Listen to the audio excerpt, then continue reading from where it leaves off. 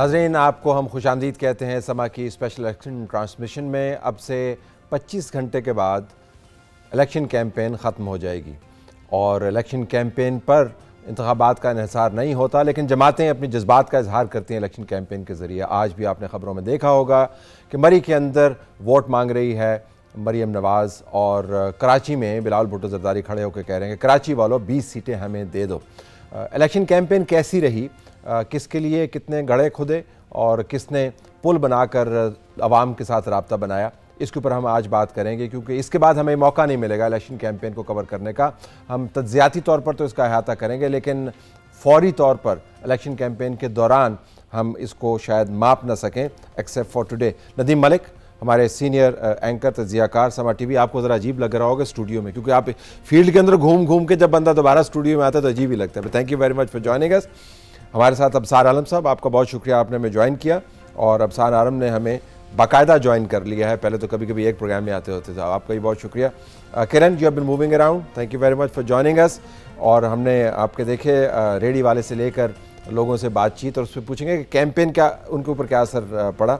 और हमारे पास मुनीर फारूक साहब मौजूद हैं जो तज्जियात भी बड़े अच्छे करते हैं और कानून को भी बड़े अच्छे तरीके से जानते हैं और इलेक्शन कवानीन पर भी गहरी नज़र रखते हैं। Thank you very much for being with us. Aslam Khan साहब हमें ज्वाइन करेंगे कराची से, हमारे ब्यूरो चीफ हैं, और महमूद जान बाबर साहब bureau chief Samaa TV Peshawar, वो भी हमें ज्वाइन करेंगे। Starting with you Nadeem, Peoples Party ने सबसे पहले कूदी इलेक्शन कैंपेन में। इनफैक्ट बिलावल भुट्टो ज़रदारी ने नवाज शरीफ के गढ़ में आके कैंपेन का बाकायदा आगाज़ किया। आप उनकी कैंपेन के मुख्तलिफ मरहल को कैसे देखते हैं? 127 में उसकी एंट्री ठीक है, आउटकम हो सकता है उसके मुफाद में बहुत ज़्यादा ना जाए, लेकिन एंट्री अच्छी है। कैंपेन करती हुई बड़ी सियासी जमातें चारों सूबों में अच्छा लगती हैं, उस सेंस में मुझे अच्छा लगा। लेकिन पीपल्स पार्टी अगर ओवरऑल पंजाब में देखें तो आप फिंगर टिप्स पे 10-12 सीटों से आगे नहीं जा सकेंगे आउट ऑफ 141। तो पंजाब आपको जीतना पड़ता है हुकूमत बनाने के लिए। पीपल्स पार्टी उस पोजीशन में पंजाब में नहीं है। मुल्तान में गिलानी साहब या उनके साहबजादों की सीट पे कंपटीशन है। आप चले जाएंगे कायरा वाली सीट के ऊपर तो उसका मध्य मुकाबल जितना भी तगड़ा हो, लेकिन कायरा एक नेशनल फिगर है, एक पॉलिटिकल वर्कर के तौर पर आप उसकी पहचान जान सकते हैं। तो मुझे बिलावल की एंट्री ठीक लगी है 127 में। आउटकम के ऊपर मैं उतना ऊपर एंट्री के ऊपर आपने तारड़ साहब को थरथरा दिया, आपने कहा कि एंट्री ठीक है, उनकी एंट्री अच्छी है, क्योंकि देखो वो कैंपेन किया है एग्रेसिवली, उसने शरीफ फैमिली को चैलेंज किया है। जो एक इनका पीडीएम का था ना स्टिग्मा, उसने कोशिश किया कि पूरा शहबाज शरीफ के ऊपर ही लगाया। उनकी इलेक्शन कैंपेन जो बड़ी एग्रेसिव है और टारगेट किया हुआ है पीएमएलएन को, पीटीआई के ऊपर हाथ हौला भी रखा हुआ है। It's a good strategy actually, क्योंकि वोट लेना है। उसने टारगेट किया शहबाज शरीफ को, उसने पीडीएम का सारा मलबा डाला है इसके ऊपर कि शहबाज की हुकूमत ही, मेरा तो कसूर नहीं है, बराबर के हिस्सेदार थे, लेकिन उनका महंगाई भी इसकी वजह से थी, बेरोज़गारी भी इसकी वजह से थी, पाकिस्तान के हालात में जो अबतरी आई है वो सारा कुछ इस वजह से है कि शहबाज, नून लीग ने उस वजह से लूज़ भी किया। पंजाब में आप हल्कों में जाएँ तो वो महंगाई, बेरोज़गारी, जितने लोग शिकवा करते हैं वो सारा नून लीग की तरफ शिकवा करते हैं। जो डिस्क्रेडिट हुई है, नेगेटिव अगर मार्किंग हो ना कॉन्सेप्ट, तो वो शहबाज शरीफ के हिस्से में आएगा, बिलावल के हिस्से में इस कैंपेन की वजह से कम आता है। स्मार्ट स्ट्रेटजी पीपल्स पार्टी की, टारगेट करना उस जमात को जिसके साथ वो कोलिशन पार्टनर थे, मलबा सारा उसके ऊपर डाला, पीटीआई के ऊपर हाथ हौला रख रहे हैं ताकि उनका वोटर उनकी तरफ आए। और पंजाब में खड़े होकर बात कर रहे हैं तो एक ट्रू नेशनल पार्टी का इमेज कैंपेन की हद तक बनता है। नंबर्स का तो नदीम ने भी बताया, शायद वो ना हो। जी गो हेड। ये बात ठीक है आपकी, लेकिन ये कितनी स्मार्ट स्ट्रेटजी है ये 8 फरवरी को पता चलेगा कि ये ट्रांसलेट वोट्स में होती है कि नहीं होती। लेकिन अपेरेंटली ये बात दुरुस्त है, और उसकी वजह यह है कि एक वक्त था पाकिस्तान में भुट्टो और प्रो भुट्टो और एंटी भुट्टो वोट होता था। इस वक्त पाकिस्तान में anti Nawaz Sharif and pro Nawaz Sharif vote है, क्योंकि इमरान खान फील्ड में नहीं है। उसकी वजह से बिलावल साहब की ये जो तरीक़ाकार है ना कि टफ ऑन पीएमएलएन, जिनके साथ वो 16 माह हुकूमत में रहे हैं, और पीटीआई पे वो ज़रा सॉफ्ट जा रहे हैं, तो पीटीआई का जो वोट बैंक है वो काफ़ी बड़ा पंजाब में, उसको वो कोशिश कर रहे हैं कि जितना ज़्यादा से ज़्यादा वो उस वोट बैंक में हिस्सा निकाल सकें अपने लिए। इंडिपेंडेंट ने लेके जाना है, इस्तेहकाम पार्टी के पास कुछ वोट जाएगा, तो जो बाकी है उसमें से पीपल्स पार्टी ये चाह रही है, और इस सेंस में तो ये स्मार्ट स्ट्रेटजी। और बड़े ज़बरदस्त आपने बात की इंडिपेंडेंट की, क्योंकि बिलावल भुट्टो ये कहते हैं अपनी कैंपेन के अंदर कि इंडिपेंडेंट पर वोट डाल के ज़ाया ना करो, क्योंकि इंडिपेंडेंट ने तो दूसरों को ज्वाइन कर लेना है, तो वोट मुझे दो। तलत साहब, एक और जो है तो अफसोसनाक ही पहलू, तहरीक इंसाफ इलेक्शन से क्योंकि प्रैक्टिकली तो आउट एज पार्टी, उसके इंडिपेंडेंट सपोर्टेड कैंडिडेट्स हैं जो NA या प्रोविंशियल असम्बलीज पे आएंगे। पीपल्स पार्टी भी, नून लीग भी और IPP भी, ये तीनों ने मुख्तलिफ कैंडिडेट्स के साथ राब्ते रखे हुए हैं और इस होप पे हैं कि जिस तरह जहांगीर तरीन के जहाज़ में पिछली दफ़ा बनी गाला बंदे पहुँचे थे, इस दफ़ा उस जहाज़ में नून लीग इस उम्मीद पे है कि उनकी तरफ आएंगे, पीपल्स पार्टी इज़ होपिंग कि उनकी तरफ जाएंगे और IPP खुश है कि वो नहीं है हमारी तरफ आएंगे क्योंकि हमारे पुराने भाई बंदे हैं। लेकिन मेरा ख्याल है कि तीनों में तकसीम होंगे। अब डिपेंड करता है कि तरीन साहब का जहाज़ किधर को रुख करता है। ये बात है कि कैंपेन का अमूमी मकसद ये नहीं जहाज़ जहांगीर तरीन का इस्तेमाल होगा, ये मसला ये बात है, तयशुदा बात है, ये बात है। और वो टेक ऑफ करेगा पिंडी से। बस एक जहाज़ और भी है जो खामोशी से उड़ता रहता है इधर उधर, उसकी ज़्यादा बात नहीं करते, उसके ऊपर भी बहुत लोगों ने सफारियाँ की हुई हैं मलिक रियाज साहब का। ये किरण इसके ऊपर वापस आएगा। तो कैंपेन अमूमन समझा जाता है कि वोटर को अट्रैक्ट करने के लिए, लेकिन ये वोटर को अट्रैक्ट करने के लिए नहीं है, ये अपने आप को पोजीशन करने के लिए भी है, इंडिपेंडेंट्स को भी पैगाम दे रहे हैं, एस्टेब्लिशमेंट को भी बता रहे हैं। So that way Bilawal Bhutto ने 4-5 चीज़ें अपनी कैंपेन के अंदर बंद की। बिल्कुल ठीक बात है तलत साहब, लेकिन इसमें सबसे इंपॉर्टेंट पहलू ये है कि पाकिस्तान तहरीक इंसाफ वो जितनी भी कैंपेन जो कि उनको लेवल प्लेइंग फील्ड एक नहीं मिल रही है, लेकिन जितनी उनको मिल रही है ना, वो उसमें बिलावल साहब को काउंटर कर रहे हैं। और आप देखें विद इन 2 डेज़, आप कल और परसों में देखें बिलावल की टोन चेंज हुई है। अब जब वो केस का फैसला आया उसके बाद जो कुछ पता चला कि इमरान खान साहब ने क्या क्या रिएक्ट किया है बिलावल साहब की कैंपेन पर, तो उसके बाद बिलावल का आप देखें उनका तर्ज तखातुब थोड़ा तब्दील हुआ है। वो जो अट्रैक्ट कर रहे थे वोटर को PTI के, वो चाह रहे थे कि जो वोट बैंक है PTI का वो हम अपनी तरफ ले लें, और इस तरह के बयानात भी उनकी तरफ से आ रहे थे। तो अब उन्होंने काउंटर किया है।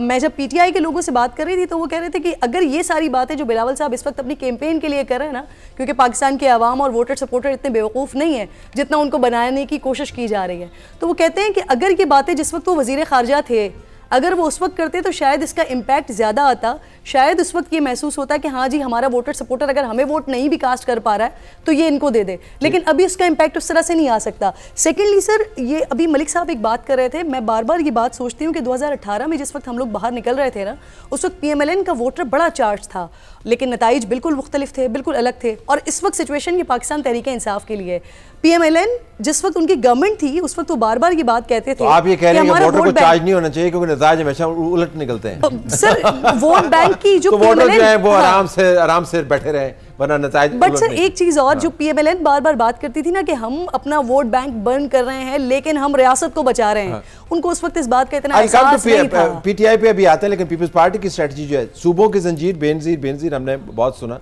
एक जमात के लिए ये बहुत बड़ा धचका है कि उसको सिर्फ एक सूबे तक महदूद कर दिया जाए। अब अपने अमाल की वजह से है या शिकस्त और रेस की वजह से है, हालात की वजह से है, एस्टैब्लिशमेंट की वजह से, लेकिन जमातों के साथ होता है।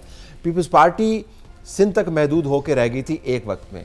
इस कैंपेन के जरिए उन्होंने अपने आप को पोज किया। आप KPK के अंदर भी जा रहे हैं, बलोचिस्तान के अंदर भी जा रहे हैं, पंजाब के अंदर भी जा रहे हैं, सिंध के अंदर, तो सूबों की जंजीर बेनजीर वाला हमें दोबारा नजर आ रहा है इमेज उनका। आई थिंक थोड़ा सा कोशिश, वो इम्प्रेशन देने की कोशिश ज़रूर की जा रही है। और जिस हल्के की NA 127 की बात हो रही है जहाँ बिलावल भुट्टो जरदारी नेचुरली कंटेस्ट करें, तो वो मुकाबला तो वैसे ही बहुत बड़ा हो गया है, at least from the looks of it.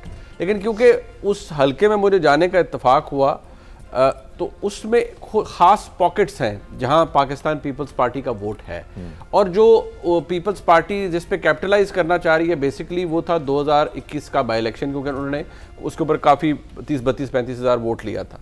अब इशू यहाँ पर उस वक्त भी ये था कि PTI उस कॉन्टेस्ट में नहीं थी, आज भी इस तरह नहीं है, मतलब इस तरह के उनके पास निशान नहीं है, वो कि उनके जो कैंडिडेट हैं वो तगड़े हैं। बट इशू यहाँ फिर भी वही आएगा कि पीपल्स पार्टी को यहाँ पर डिसएडवांटेज है, वही पॉकेट्स का इशू है। ठीक है, वो बाकी तरीके भी इस्तेमाल सारी जमातें करती हैं जो पावर पॉलिटिक्स में होती हैं, वो पाकिस्तान पीपल्स पार्टी भी कर रही है, PMLN भी कर रही है, लेकिन मुझे लगता है कि अभी पीपल्स पार्टी उस जगह पर शायद नहीं पहुँची कि ये सीट क्लिंच कर पाए मुस्लिम लीग नून से। मुनीब साहब जैसे आप बात कर रहे हैं ना सर, अगर इतनी पीपल्स पार्टी की पॉकेट्स होती ना तो चौधरी सरवर को कैंपेन करने की जरूरत मुझे लगता है कि शायद नहीं पड़ती। लेकिन फिलहाल उन्होंने माइनॉरिटी वोट है इस हल्के में जिसको उन्होंने काफी टारगेट किया है वहाँ पे। और उसके बाद जरा इसके ऊपर भी आइएगा, अगली side to it also sir, allow me, अगर मैं उसमें कि मतलब ऑफ ऑल द पीपल, अब नथिंग अगेंस्ट, मैं पर्टिकुलराइज नहीं कर रहा, लेकिन जिस तरह की कर दें आप, एक तो हर चीज को प्रीफेस करते रहते हैं यार। वो मैं इसलिए करता हूँ कि कई दफा पेशतरस के बगैर भी चीज लिखा नहीं, है, ये बताइए। आज आप कह दें, आप कह दें, मैं कह देता हूँ जी कि बात ये है जी कि अगर आपने ताहिरुल कादरी साहब से सपोर्ट हासिल करनी है, जो एक स्पॉइलर के जरिए तरीके के तौर पर इस्तेमाल किए जाते रहे हैं पाकिस्तान की इस्टेब्लिशमेंट की जानिब से, और आप उनको इस्तेमाल कर रहे हैं अपनी इलेक्शन कैंपेन के लिए, और आप ये कह रहे हैं कि ताहिरुल कादरी साहब जैसी शख्सियात पाकिस्तान के इलेक्शन के अंदर होनी चाहिए, पाकिस्तान की सियासत में होनी चाहिए, आई एम सॉरी, मतलब हु आर यू किडिंग, आप ये क्या कर रहे हैं? लेकिन मैं इस पे एक बात बिलावल साहब पे करना चाहता हूँ। देखिए, आप बिलावल साहब को थोड़ा इतना क्रेडिट तो दें कि वो लाहौर आए हैं, और जो आप सब समझ रहे हैं कि उनके लिए वो हल्का मुश्किल है, और फिर भी वो उसमें मेहनत कर रहे हैं। ये इन्वेस्टमेंट होती है एक पॉलिटिकल लीडर की, बेहतरीन। और वो इन्वेस्टमेंट आप ये मत सोचिए कि वो 2024 के लिए सिर्फ कर रहे हैं। वो अगर अपना हल्का बना रहे हैं और इस दफ़ा नहीं तो अगली दफ़ा जीत जाएं, तो आप सोचें कि वो उनको फुटहोल्ड पंजाब में हो जाएगा, जो रिक्लेमिंग हिज स्पेस। असलम और महमूद जान ऑनलाइन है, अभी मैं उनसे बात करने से पहले नदीम आपके पास वापस आ रहा हूं। मनाजरे की दावत और देखते हैं कि किसने क्या तरक्की करवाई, और उसके बाद वो तारड़ साहब ने खुद ही छापा मार के अपने लिए मुसीबत खड़ी कर ली, उसके ऊपर ट्वीट पे ट्वीट कर रहे हैं, अपने आप को पोजीशन भी कर रहे हैं कि हम मुलाकड़ा कर सकते हैं, अपने आप को मजबूत आवाज़ बन रहे हैं। लेकिन मजबूत आवाज़ जो है वो बाद में फिर हाथ मिलाने वाली आवाज़ नहीं होगी। तो बिलावल भुट्टो की कैंपेन से आपको क्या लग रहा है कि मरकज़ में अपने आप को इत्तेहादी के तौर पर देख रहे हैं, वो जिस किस्म की कैंपेन कर रहे हैं प्योरली बेस्ड ऑन दैट, या अपने आप को अपोजिशन लीडर के तौर पर देख रहे हैं? आइडियली पीपल्स पार्टी शायद इस कोलिशन का हिस्सा ना हो, मुझे ये तासुर है, क्योंकि एक बिलावल ने अपनी पोजीशन ली है। कुछ अर्सा पहले उनके वालिद ने एक खसूसी इंटरव्यू में उनको कहा भी बच्चा ट्रेनिंग की ज़रूरत है, क्योंकि इनके कुछ मुरासम चल रहे थे इस्टेब्लिशमेंट के साथ, जिन दिनों केयर टेकर सेटअप होना था उससे पहले से इनको कुछ आस उम्मीद थी, वो पूरी नहीं हुई। नून लीग के वो गले में हार पड़ गया, आए रास्ते उसी से थे सारे, माजरत के साथ ये पाकिस्तानी सियासत की रियलिटी है। तो उस सेटबैक में बिलावल ने कुछ ज़्यादा अग्रेसिव स्टेटमेंट दी, बाद में जरदारी साहब ने उसको न्यूट्रलाइज़ किया, ये दुबई चले गए। अब वो मुझे लगता है कि इस एग्रेसिव कैंपेन की आउटकम ये है कि शायद वो उस कोलिशन का हिस्सा ना हो जो मरकज़ में बनने जा रहा है। उसमें इंडिपेंडेंट्स होंगे, उसमें IPP होगी, बाप होगी, GDA, MQM, लॉन्ग लिस्ट, एक अदर PDM बनेगी। इसके बाद अगर वो कोलिशन का हिस्सा बनते हैं तो ये अल्फाज जो हैं इनकी तो बाज़गश्त भी नहीं खत्म होगी, तो आप कोलिशन में नहीं। उन्होंने एक अगर लगाया है आज, अगर आपने उनसे और से टिकट्स देखे हो, उन्होंने अगर लगाया है कि अगर शहबाज शरीफ की पॉलिसीज़ यही जारी रही तो मेरे लिए मुश्किल होगा उनका साथ। तो अगर पॉलिसीज़ शहबाज शरीफ बदल लें बाद में जाके, तो ना करने वाली गाली ना, शहबाज शरीफ ने तो पॉलिसी, शहबाज साहब की पॉलिसी तो और होगी। देखिए, अगर लगा लिया उन्होंने, एक या इशू है कि क्या नून लीग का उम्मीदवार वज़ारत उज़्मा के लिए शहबाज शरीफ है? अच्छा, अगर ये शहबाज शरीफ के लिए है तो नून लीग अपने लिए खुद पहले गड़ा खोद आपने वो जो नुक्ता टेबल के ऊपर ले आया, मैं उसको डिबेट करना चाहता हूं। एक जो सबसे बड़ा मुझे लगता है पीपल्स पार्टी का इनफैक्ट वो इशू है, वो एक है कि एक खास फैसले का डिविडेंड वो चाह रहे थे कि उनको भी मिले, एक खास का, वो उन्हें नहीं मिला, जिसकी वजह से फिर उनको उसकी प्रॉब्लम भी हुई। और जब उन्होंने फिर, क्योंकि बिलावल साहब had come out and said कि जी ये पुतले बनाने वाले और ये करने वाले, मुनीर साहब ने एक ऐसी बात कही है जो वाह किस तरीके से कही है कि वो चाह रहे थे कि भाई हमने मुकम्मल ताबेदारी की निज़ाम की, हर चीज़ की, तो वो हमें भी को थोड़ा सा होना चाहिए था, लेकिन वो नहीं हुआ। उनको बेनिफिट नहीं मिला, उसके बाद फासले बढ़ते चले गए, और लेकिन फासले आपको पता पाकिस्तान में जितनी तेज़ी से बढ़ते हैं उतनी तेज़ी से कम भी हो जाते हैं, दैट्स द आउटकम। लेकिन वापस आइएगा, अभी नदीम ने जिक्र किया कि अपोजिशन की तरफ वो जाते हुए सिर्फ यही नहीं है कि उन्होंने अल्फाज बहुत सख्त इस्तेमाल किए हैं, मुसलसल इस्तेमाल किए हैं। नवाज शरीफ के बारे में उन्होंने एहतियात से बात की, लेकिन शहबाज शरीफ को तो धोखे रख दिया उन्होंने। वो डिक्लेयर्ड कैंडिडेट भी हैं प्राइम मिनिस्टरशिप के लिए, और अब तो उनके वालिद ने अपने आप को डिक्लेयर प्रेसिडेंट के लिए भी कर दिया। पीपल्स पार्टी एक डायरेक्ट क्लैश भी तो है, वो कैंपेन में नजर आता है। मेरा दोबारा उस सवाल को दोहराता हूं ताकि आप भी उसके ऊपर अपना भी इजहार ख्याल करें। क्या शहबाज शरीफ जो PDM की 16 माह की हुकूमत के बाद नून लीग का वोट बैंक पंजाब में खा गए, क्या नून लीग दोबारा उसको वज़ारत उज़्मा का उम्मीदवार बनाएगी? मेरे ख्याल में इससे बड़ा पॉलिटिकल ब्लंडर नहीं हो सकता। ये वैसे ही है जैसे शहबाज शरीफ ने हमजा को पंजाब का वज़ीर आला बना दिया। वो फैसला अगर मुस्लिम लीग नून अकेले करेगी सर, तो फिर तो शायद अगर ये फैसला उन्होंने दोबारा ऐसे ही करना है, देखें ना, इसके ऊपर let me put my hand up and से शहबाज शरीफ साहब प्राइम मिनिस्टर नहीं बनेंगे, और वो शायद पंजाब को दोबारा से संभालें। फिलहाल जो हमें खबरें आ रही हैं वो यही हैं, तो लिहाजा आप सही कह रहे हैं, वो ब्लंडर रिपीट नहीं करेंगे। लेकिन अभी नून लीग्स को आप इस मामले में मुकम्मल रूल आउट मत करें, ऐसे स्टुपिडिटी करने से कर भी सकते हैं। अभी आप गुंजाइश रखें उनके लिए। टाइम क्या हुआ? आप दोनों के 10:18 10:18 बरोज 5 तक ये चीज जो है अभी साबित है। 12:30 बजे क्या होता है? I don't know, you don't know. I raise my hand. आप दोनों का जो इख्तिलाफ राय है इसका फैसला 8 फरवरी की रात 12-1 बजे तक पता चल जाएगा कि मुस्लिम लीग नून वो गलती करेगी जिसका जिक्र कर रहे हैं, या वो आपने जो खबर दी है कि वो पंजाब संभालेंगे। अभी तक देखें, मैं हमारे नहीं उसको दोनों पॉसिबिलिटीज हैं, नताइज पे डिपेंड। देखिए, नाजरीन को ये भी बताना है कि हमारी राय क्यों तब्दील होती है। जब हकायक की बेस बदल जाती है तो हमारी राय और तज्जिया जो है उसके मुताबिक बदल जाता है, नजरियात नहीं बदलते। अब अगर कल को वाकतन वो उस घमड़पन का मुजाहरा करें जिसकी तरफ आप इशारा कर रहे हैं तो उस पर हमारा कंट्रोल नहीं है। But as we speak today that seems to be the equation. Let me go to Aslam Khan, Karachi में मौजूद है। असलम, अस्सलाम वालेकुम। जी सर, वालेकुम सलाम। ज़रा कराची में बिलावल भुट्टो साहब की कैंपेन क्या है और अंदरून सिंध में जो रूरल सिंध है उसमें उनकी कैंपेन में फ़र्क ज़रा बताइएगा प्लीज़।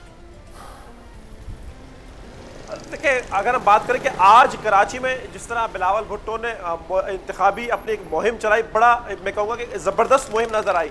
MKM ने इस तरह मुहिम नहीं चलाई कराची में। मैं खड़ा हूँ कराची में, कौमी असम्बली का हल्का है NA 232 कोरंगी 1, और यहाँ पर हमें कहीं पर भी कोई MKM की कैंपेन नज़र नहीं आई। यहाँ से 100 मीटर दूर की अगर मैं बात करूँ तो एक मुकाम है काला बोट, नेशनल हाईवे वहाँ से गुजरती है और बिलावल भुट्टो की रैली अब से कुछ देर बाद वहाँ पहुँच जाएगी।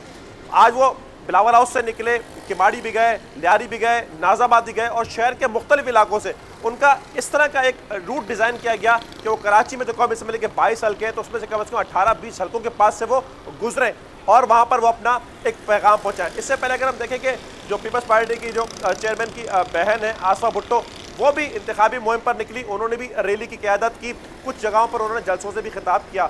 MKM की रवायत रही, अगर हम बात करें कराची में 22 कौमी असम्बली के हल्के तो 22 की 22 पे वो रैलियाँ निकालती थी, लेकिन इस बार उन्होंने रैलियाँ इस तरह नहीं निकाली। इसी तरह अगर अंदरून सिंध में देखें, तलत साहब बड़ी कंफर्टेबल फील कर रही है पीपल्स पार्टी अपने आप को। 37 सीटें हैं अंदरून सिंध में, कराची और हैदराबाद की 24 सीटें अगर हम अलग कर दें, यहाँ पर हम बाद में बात करते हैं। 37 सीटों में से अगर हम देखें तो 32 से 33 सीटों पर पीपल्स पार्टी कंफर्टेबल नजर आती है। अगर मैं आपकी बात काट पाऊँ, ये जो कंफर्ट लेवल है इसको भी हम डिबेट कर लेंगे, लेकिन सिंध में अगर वो कंफर्टेबल हैं, चले इसी नुक्ते को ले लेते हैं, तो फिर उनको कैंपेन करने की क्या जरूरत है? अगर कैंपेन कर रहे हैं तो फिर वो क्या कैंपेन कर रहे हैं? अगर वो कंफर्टेबल, जो कंफर्टेबल जमातें होती हैं, आपने MKM की मिसाल दी, जब वो बहुत कंफर्टेबल थे वो कैंपेन नहीं किया करते थे।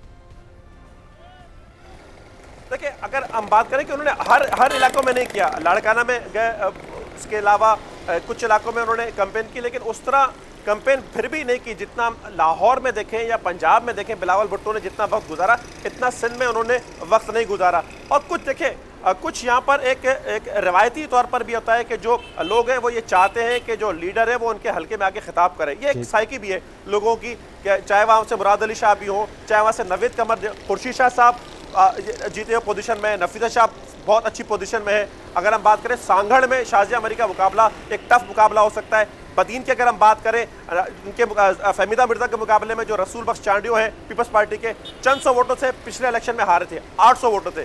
इस बार जहाँ पर मुकाबला सख्त है वहाँ पर कैंपेन तगड़ी है, जहाँ पर मुकाबला नर्म है, कंफर्टेबल है, वहाँ पे कैंपेन का मिजाज मुख्तलिफ है। स्टे विद मी, महमूद के पास में जाता। महमूद, KPK के अंदर बहुत तवील अरसे के बाद हमने पाकिस्तान पीपल्स पार्टी की क़यादत को ऐसे एंटर होते हुए देखा है, बिल्कुल वैसे जैसे वो पंजाब के अंदर दाखिल हुए, जिसका नदीम ने तज़किरा किया कि इस हल्के के अंदर जहाँ से उन्होंने आगाज़ किया, एंट्री उनकी ज़बरदस्त है। KPK में कैंपेन पीपल्स पार्टी की, उसको आप कैसे एवेलुएट करते हैं? जी बहुत शुक्रिया तलत साहब। मेरा ये ख्याल है कि बिलावल भुट्टो जरदारी साहब की सबसे पहली कोशिश ये थी कि वो अपनी वालदा के रिप्लेसमेंट के तौर पे अपने आप को पाकिस्तान में ऑफ़र कर रहे हैं, और यही काम उन्होंने खैबर पख्तूनख्वा में भी किया। उन्होंने यहाँ पे अपने उम्मीदवारों के लिए उनके हलकों में जाके जलसे करने की कोशिश की, लोगों को भी मोटिवेट करने की कोशिश की कि पुराना जो इनका कारकुन है जो इनसे नाराज़ हो कि मुख्तलिफ जमातों में जा चुका है वो किसी तरीके से वापस आ सके। लेकिन अभी तक मैंने ऐसी कोई बड़ी मूव नहीं देखी कि कोई इनका पुराना जो बंदा हो जो जा चुका हो वो वापस आने के लिए तैयार हुआ हो। तो इन्होंने जो 1-2 पॉकेट्स हैं एक तो दीर है, आपको मालूम है कि यहाँ पे इनकी नजमुद्दीन खान की वजह से इनकी वहाँ पे प्रेजेंस है और बहुत पुरानी है, यहाँ से बड़े बड़े लोग जीतते रहे हैं, आपको याद होगा। और एक इनकी फिर डी आई खान की तरफ जब जाते हैं तो डी आई खान में इनकी फैसल करीम कुंडी की और उनके ख़ानदान की वजह से वहाँ पे है। पार्टी को मैं कहीं भी ऐसा नहीं देखता कि जिसकी बुनियाद पे मैं आपको ये बता सकूं कि ये कौमी असम्बली का ये हल्का पीपल्स पार्टी की वजह से जीतेगी। तो मेरे पास इस वक्त खैबर पख्तूनख्वा में या तो मेरी मालूमात में कोई कमी है, लेकिन मैंने पूरा सूबा जो है उसको देखा है, तो उसमें मेरा ये ख्याल है कि ये 2 पॉकेट जो मैंने आपको बताए हैं, यहाँ पे इनकी पुरानी एफिलिएशन की वजह से तो जो पार्टी के जो लोग हैं, वो जो खानदान है, वो खानदान जितनी काविश की है वो कैंपेन के असर के हवाले से सही ला हासिल है। जहां पर उनकी पॉकेट है वहां पर उनको एडवांटेज होगा, वैसे कोई उसका इंपैक्ट नहीं। ऐसा बड़ा इंपैक्ट नहीं है कि वो किसी बड़ी शख्सियत को पार्टी में लाने में कामयाब हो गए हों, और कोई ऐसी शख्सियत जिसकी वजह से पीपल्स पार्टी को खैबर पख्तूनख्वा में एक बड़ा बूस्टर मिला हो कि बस वो आ गए हैं, तो अब उनकी वजह से ये या वो फेस बन जाते पीपल्स पार्टी का। यहाँ पे अभी भी पीपल्स पार्टी 3 ग्रुपों में तकसीम है, कोई तीसरे सदर, एक बंदा दूसरे सदर को बर्दाश्त करने के लिए तैयार नहीं, तो आपको वक्तन फ़वक्तन यहाँ पे क़यादत भी बदलती हुई मिलती है। तो इस वक्त मैं ये क्या कह रहा हूँ कि जो पीपल्स पार्टी के साथ जो जुड़े हुए हल्के थे वही हल्के उसके पास अब भी हैं। मुझे ब्रेक में जाना, ब्रेक के बाद हम पाकिस्तान मुस्लिम लीग नून की बात करेंगे। कैंपेन नदीम के पास मैं आऊँगा, और अबसार भी बैठे हैं, किरण भी है, मुनीब भी हैं। नून लीग ने जब कैंपेन शुरू नहीं की थी तो मैंने एक ट्वीट किया था कि मुस्लिम लीग नून जो है वो बहुत ही फुसफुसी कैंपेन कर रही है, उसमें जान नहीं है। तो अब उन्होंने कहा जी कि अब नून जो है वो नथिंग कैंपेन नहीं कर रही, वो ना ख़त्म होने वाली कैंपेन कर रही है। तो पाकिस्तान मुस्लिम लीग नून की कैंपेन का भी अहाता करेंगे ब्रेक के बाद।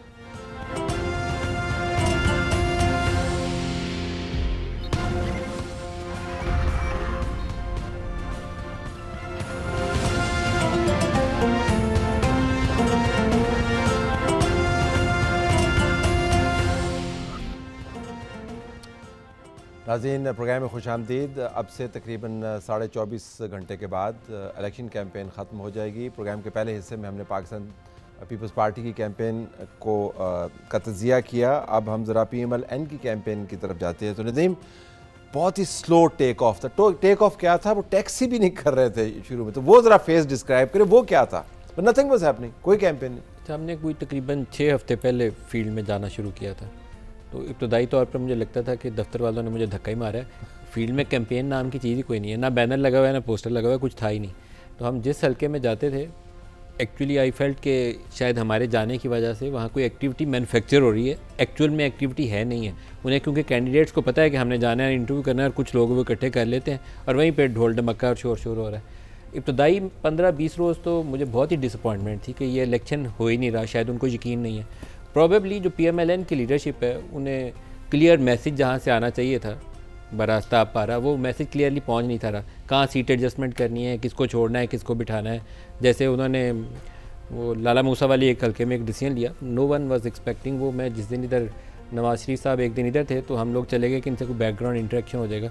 तो वहाँ पे वो साहब खड़े टिकट के उम्मीदवार थे कि मैं 3 दफ़ा PMLN से इलेक्शन लड़ा हुआ हूँ, तो आखिर में इन्होंने ड्रॉप कर दिया उसको। इस तरह की सीट एडजस्टमेंट इन्होंने कई जगह पे की। इवन IPP का जो इनका अरेंजमेंट था लास्ट मोमेंट तक फाइनल नहीं था। तो कुछ पैगाम थे जो नवाज शरीफ या शहबाज शरीफ वेट कर रहे थे, प्रॉबेबली शहबाज शरीफ वेट कर रहे होंगे, क्योंकि ये कम्युनिकेट करते हैं फिर बड़े भाई साहब को। तो वो जब तक इनको क्लियर नहीं हुए तब तक बात आगे नहीं बढ़ी, और वो लास्ट 15-20 डेज़ में ये थोड़ा एक्टिव हुए हैं। और शायद जो इमरान वाले फैसले थे, प्रॉबेबली वो एक फैक्टर था कि उसका इंतज़ार कर रहे थे वो हो जाए, वो इनके लिए कट ऑफ था कि उसके बाद आगे निकलना। अच्छा, ये मैंने सवाल किया अबसार PMLN के मुख्तलिफ लीडरान से कि जब आपको पता है कि आपका ओपोनेंट जो है, जो अपने आप को पोजीशन कर रहा है, आपका ओपोनेंट यानी पीपल्स पार्टी आपके हल्कों के अंदर आके आपको बाकायदा चैलेंज कर रही है, ऐसे ही है कि आप लड़काना में जाके ललकार रहे हो पीपल्स पार्टी को और पीपल्स पार्टी का वहाँ पर झंडा भी ना हो, तो आपने क्यों किया? उन्होंने 2 बातें आगे से बताई। उन्होंने कहा एक तो ये कि हम डीप फ्रीज में थे तवील अरसे से, उसकी बहुत सी वजूहात है, पार्टी का स्ट्रक्चर अपना। दूसरा वो ये कह रहे थे कि हमने कैंडिडेट्स को पहले पोजीशन करना था और उसके बाद हमने कैंपेन करनी थी, तो इस वजह से हमने बहुत वक्त लगाया कैंडिडेट्स को पोजीशन करने का। नदीम का जो मानना ये है कि शायद वो पैगाम का इंतजार कर रहे थे। सो वर दे स्लो टू स्टार्ट और इज दिस अ डिसएडवांटेज आपके लिए, या आपके ख्याल में अभी कंपनसेट कर रही? देखिए, जो बात नदीम ने की और आपने की, दोनों तीनों पॉइंट जो हैं ये वैलिड है, और भी इसमें कुछ चीज़ें हैं देखने वाली। देखिए जो डीप फ्रीज में करने की बात है ना, तो डीप फ्रीज में मुस्लिम लीग नून थी क्योंकि नवाज शरीफ लंदन में थे, और ये बात एक दफ़ा फिर साबित हो गई है कि मुस्लिम लीग नून जो है वो नवाज शरीफ के बगैर कुछ नहीं। तो जब वो वापस आए और वो जो कैंडिडेट फाइनल करने की आप बात कर रहे हैं, तो इतने अरसे से वो गैर हाजिर रहे थे, वो सारी चीज़ों को समझना, पेनिट्रेट करना और उसमें एक फ़ैसले पे पहुंचना, इट टेक्स टाइम। ये कोई ऐसा तो नहीं था, बहुत बड़ा ये काम है। देखें ना कितने हल्के हैं, 593 सूबाई असम्बली के हल्के हैं, 266 कौमी असम्बली के हल्के हैं। तो उस सब पे काम करना, कैंडिडेट्स का देखना, कोई चला गया था, कोई आ गया था, टेक्स टाइम। एक जो दो चीज़ें और बहुत अहम हैं जिसको हम ओवरलुक कर जाते हैं, ये जो कैंपेन की बात कर रहे हैं आप। एक तो ये था कि बहुत सारे केसेस पेंडिंग थे, फैसले नहीं हुए थे अभी, और ये बात 100% गारंटी नहीं थी कि नवाज शरीफ इलेक्शन में हिस्सा ले सकेंगे या नहीं ले सकेंगे। तो जब आपका पार्टी हेड, जिस पे सारी पार्टी डिपेंड करती है, चल रही है, यही नहीं क्लियर कि वो इलेक्शन में हिस्सा ले पाएंगे, तो अगली सारी बात जो है वो फजूल है। दूसरी बात ये थी कि हमारा भी इस पर कॉन्ट्रीब्यूशन था, मीडिया का। बहुत ज़्यादा इस मुल्क में एक बेयकीनी की फ़िज़ा थी कि शायद इलेक्शन नहीं होंगे। बहुत बड़े बड़े एंकर नुमा लोग जो हैं वो लंबी लंबी ट्वीटें करते थे और वो दरख्वास्त कर रहे थे इलेक्शन ना हो। वो ट्वीटें उन्होंने अभी भी लिख के रखी हुई हैं, कोई वाकया नहीं हो पा रहा। वो बल्कि वो नई ट्वीट्स रेडी हैं, वाकया नहीं हो पा रहा। बल्कि वो शुएब मलिक और वो खातून का नाम था उनका, जी सानिया मिर्जा की डिवोर्स एंड द अदर शादी जिससे हुई थी, उसका नाम क्या था, जो भी नाम पता तो है, अब जान मुझे नहीं पता, मुझे नहीं आ रहा यार। सार साहब को नाम पता हो। अगेन नो बॉल पे छक्का। देखिए अगेन मैंने बॉल नहीं की थी, खाना भी नहीं खाने दिया मुझे सही तरह से, वहाँ पे आपने छक्का मारा, मैंने कोई छक्का, हालांकि मैंने आपके बारे में कुछ नहीं मांगा, मैं सब कुछ डिनर टेबल की बात उधर ही रह रहे थे, इधर उसका जवाब दे। पर कम बैक इनटू दिस, देखिए कि उसमें आप वो क्या बता रहे थे कि उनकी जो शादी उसके बारे में भी कहा जा रहा है, सना। अच्छा नहीं, वो एक मजाक बन गया ना कि लोग टैग कर करके उन एंकर को कह रहे थे कि शुएब और सना की शादी हो गई है, अब तो इंतखाबात मुलतवी हो जाने चाहिए। तो इतना मजाक, तो इस वजह से भी श्योरली अबसार उन ट्वीट्स की वजह से, गैर यकीनी की वजह से PMLN जैसी पार्टी अपनी कैंपेन की स्ट्रेटजी नहीं बना रही होगी। मैं ये नहीं कह रहा। देखें अभी आपको भी पता है कि बजट भी तमाम सियासी जमातों ने उतना नहीं रखा एडवर्टीजमेंट का जितना पिछले सालों में होता था। इकॉनमी डाउन है, लोगों के मसले हैं, और फिर एक मेन प्लेयर नहीं है फील्ड में जिसने पंजाब में मुस्लिम लीग नून को चैलेंज करना था। अब पीपल्स पार्टी का आपने कहा ना, अब मुस्लिम लीग नून जाके लाड़काना में जितना मर्जी शोर मचा ले, पीपल्स पार्टी तसल्ली में होगी कि जी यहाँ तो हम मेजॉरिटी हमेशा लेते रहें, हम जीत जाएंगे जितना मर्जी जोर लगा लें। तो मुस्लिम लीग नून का भी वैसा ही थोड़ा रवैया मेरे ख्याल में है कि पीपल्स पार्टी यहाँ पे आके जो अपनी स्ट्रगल कर रही है, तो उनका भी रिएक्शन वो इसीलिए है। ये कुछ फैक्टर। आपकी ऑब्जर्वेशन क्या है कैंपेन के मुख्तलिफ फेजेस पे? तलत साहब आपकी इजाज़त से मैं सिर्फ एक छोटी सी बात पीपल्स पार्टी के हवाले से करना चाहती हूँ, क्योंकि हम ब्रेक पे चले गए थे। जो कंफर्ट जोन की बात की है ना पीपल्स पार्टी के, कि सिंध में इतनी कंफर्टेबल, असलम खान साहब ने, तो ये कराची पे भी इसी उम्मीद के साथ इस वक्त हैं और इलेक्शन कैंपेन कर रहे हैं। हालांकि कराची में पाकिस्तान पीपल्स पार्टी कभी भी स्ट्रांग नहीं रही है, तो अगर वो इस कंफर्ट जोन में है तो इस कंफर्ट जोन की वजह क्या है ये पता लगाना बहुत ज़्यादा ज़रूरी है। कराची में उनकी कैंपेन बहुत एग्रेसिव है, मसलन ये कहते हैं कराची में कैंपेन, लेकिन सर ये जो अभी 2-3 दिन की बारिश हुई है, इसका शदीद वाला रिएक्शन भी तो आना है, इसका रिएक्शन भी तो इनको मिल रहा होगा। अब हम आ जाते हैं PMLN पे। प्रॉबली मेरा एनालिसिस गलत हो, लेकिन मुझे ऐसा लगता है कि PMLN की जो सारी सिचुएशन रही है, मेरे जैसे तालिब इल्मों को उस वक्त समझ आ रहा था जब मियाँ साहब वापस आए थे, तो लग रहा था कि इनके लिए आहिस्ता आहिस्ता रास्ते खुल रहे हैं और शायद सारी चीज़ें इनके लिए स्ट्रीमलाइन हो जाएंगी और ये इलेक्शन में भी कॉन्टेस्ट करेंगे। तो ऐसा कैसे हो सकता है कि PMLN के अंदर घाक सियासतदान बैठे हुए और उनको ये बात समझ ना आ रही हो कि जी हमने अपनी कैंपेन किस तरफ करनी है। जो उनका प्रॉब्लम था वो बेसिकली प्रॉब्लम ये था, कुछ ख्वाहिशात का मसला था, कुछ मैसेजेस की क्लैरिटी का मसला था। ख्वाहिशात बड़ी सादा सी है कि सादा अक्सरियत मिल जाएगी तो मियाँ साहब होंगे मेन पे, सादा अक्सरियत नहीं होगी तो फिर शहबाज शरीफ साहब होंगे मेन पे। तो फिर उसके बाद जब थोड़ी बहुत वो क्लैरिटी आई है या नहीं आई है, उसके बाद जो कैंपेन शुरू हुई है, अगर उसको बहुत ज़्यादा कहा जाता है कि बड़ी अच्छी कैंपेन है, तो मेरी नज़र में इसलिए नहीं है क्योंकि वो शुरू की कैंपेन्स आप देखें उसमें कभी धुंध आ रही थी, कभी जहाज़ ख़राब हो रहे थे, कभी होते होते जलसा मनसूख हो रहा था, कैंसिल हो रहा था। मंशूर जिस पार्टी ने, एक पुरानी पार्टी जिसके 3 टाइम्स प्राइम मिनिस्टर रह चुके हैं, उनका मंशूर पहले वो कहते हैं कि जी हम आवाम से मांग रहे हैं, फिर उसके बाद वो एक डेट आती है, फिर उसके बाद एक और डेट आती है और फिर 27 तारीख को फाइनली जाके मंशूर सामने आता है।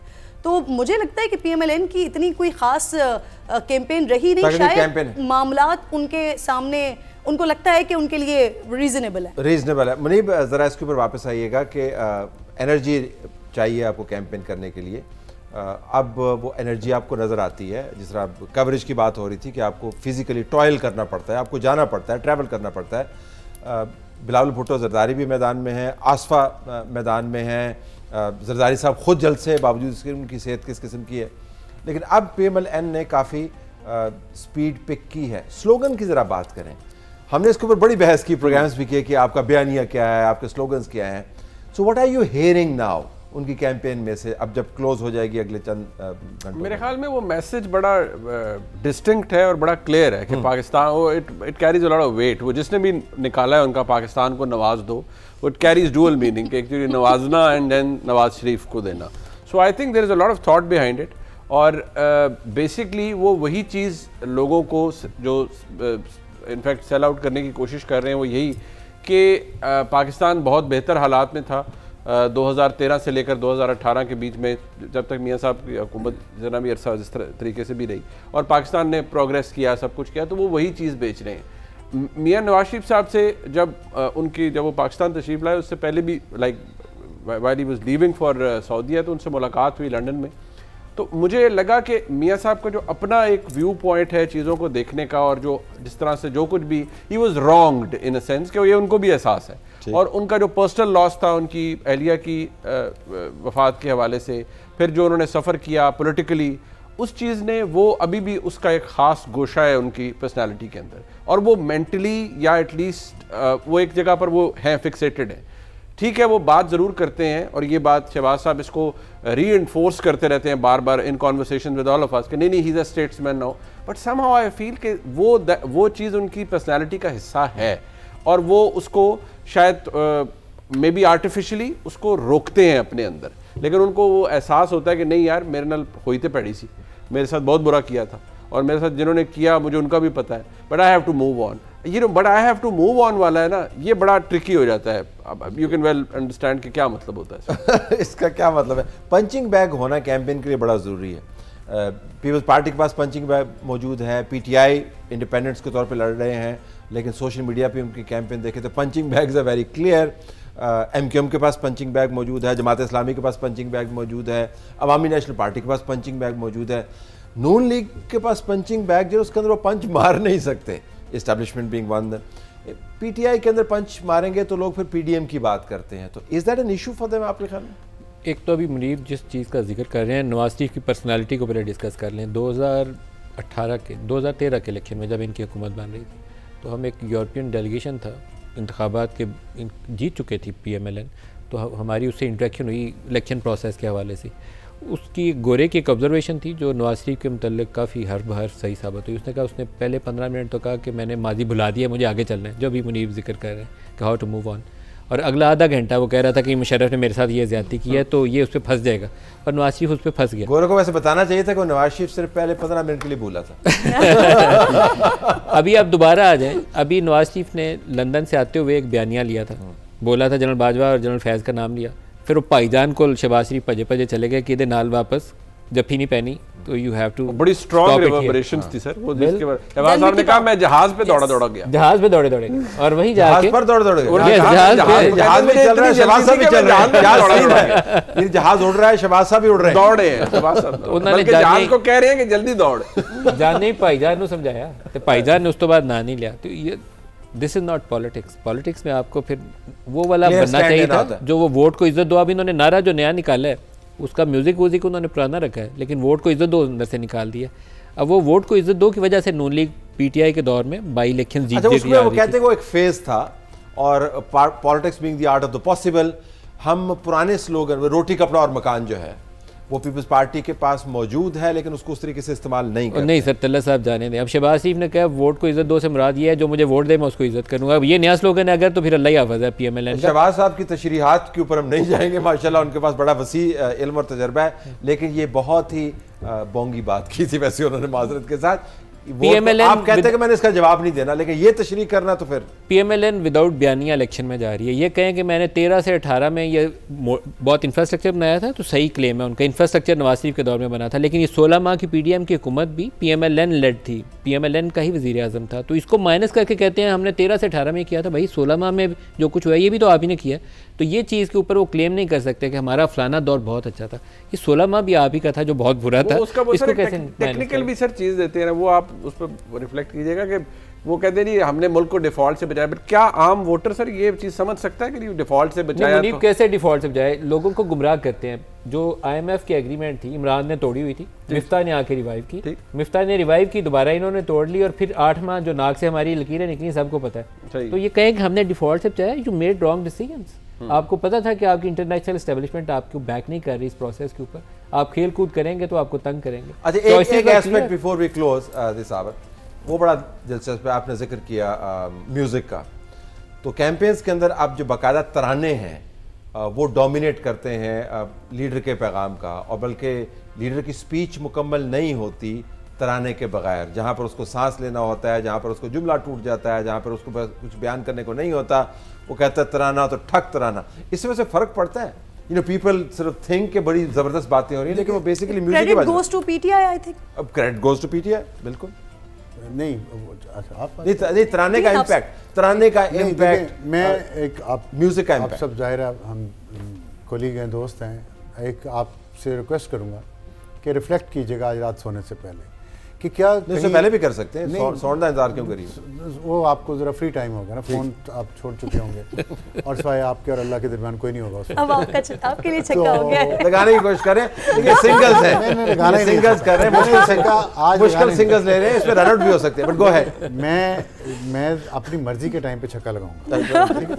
तो बहुत दिन है, ये 5 रोज़ा मैच, टेस्ट मैच है, तो वारी आएगी। बात यह है, रिफ्लेक्ट ये कीजिएगा हम कहीं मीडिया वाले पीछे तो नहीं रहेगा और वक्त हमसे आगे निकल गया हो। हम तरानों में फंसे हुए हैं, हम बयानिया में फंसे हुए हैं।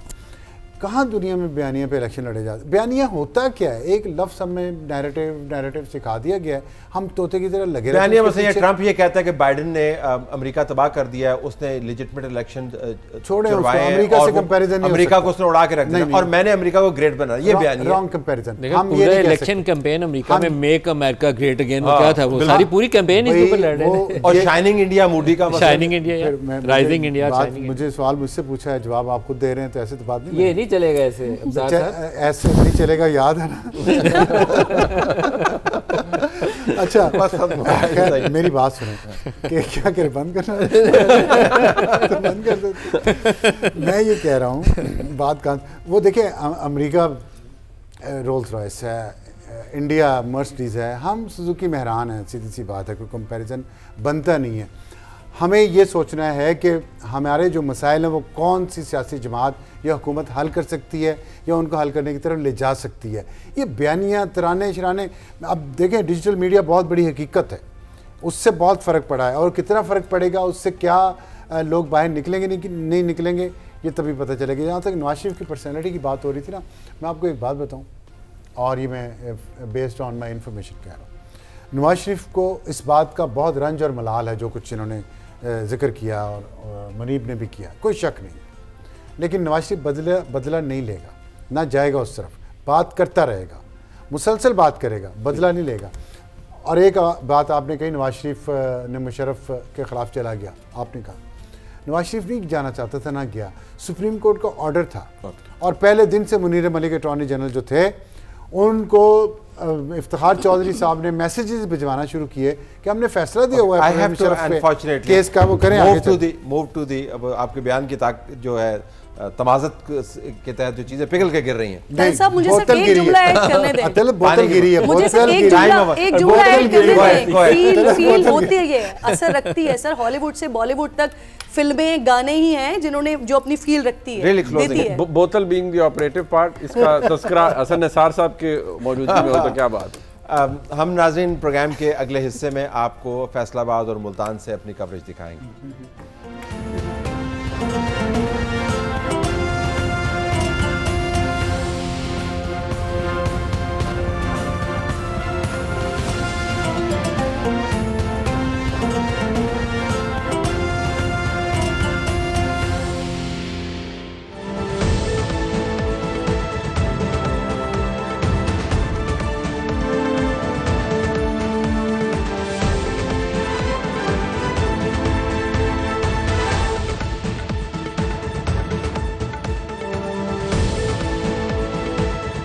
मैं फैसलाबाद के हार्टलैंड में खड़ा हूँ। घंटाघर आपको बैकग्राउंड में नजर आ रहा है। अयूब खान के आइन के बारे में कहा जाता था कि वो आइन फैसलाबाद के घंटाघर की तरह है। आप जिस सड़क से जाएंगे आपने आना अयूब खान की तरफ ही है।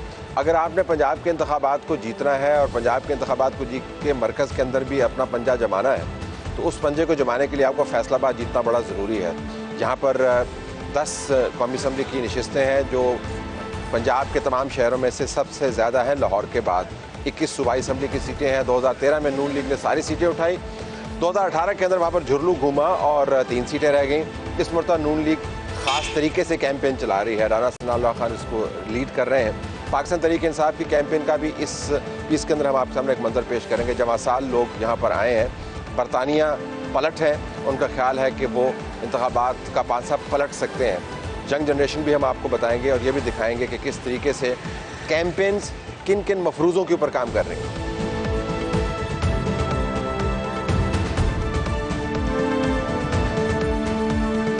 पाकिस्तान मुस्लिम लीग नून ने अगर पंजाब और मरकज़ में अपनी हुकूमत बनानी है तो उनको लाहौर के साथ साथ फैसलाबाद जैसे शहरों में से भी सीटें जीतनी हैं। पिछली मरतबा नून लीग का अमलन यहाँ से सफाया हो गया, सिर्फ 3 सीटें मिली।